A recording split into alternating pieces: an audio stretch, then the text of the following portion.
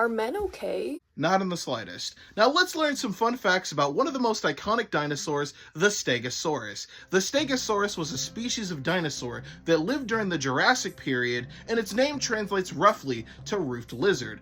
Clocking in at a length of around 28 feet and a height of around 12 feet, the Stegosaurus has made its way into history by being one of the most recognizable dinosaurs.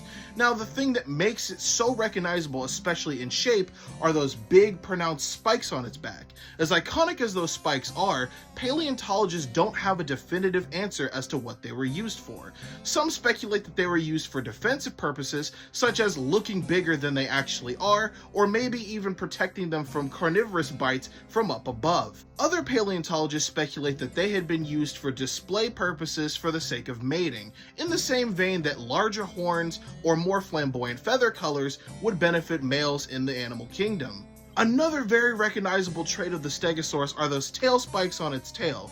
Now, fun fact about those tail spikes, they actually have a name. These tail spikes are actually called thagomizers. Just a fun little fact, if you ever see them, it's something really fun to point out. It's very funny that nowadays the Stegosaurus is so recognized by its iconic shape, because there was a point in time where the Stegosaurus didn't look like this at all according to paleontologists. It wasn't horizontally long, it was vertically long, standing up on its hind legs, looking more like a Therizinosaurus more than anything, which is kind of ironic because the Therizinosaurus back then was interpreted as the exact opposite. But we're not here to talk about the scythe lizard, we're talking about the roofed lizard, damn it. The Stegosaurus not only has the title of being one of the most iconic dinosaurs, it also has the title of being referred to as the dumbest dinosaur. I am so sorry, dude.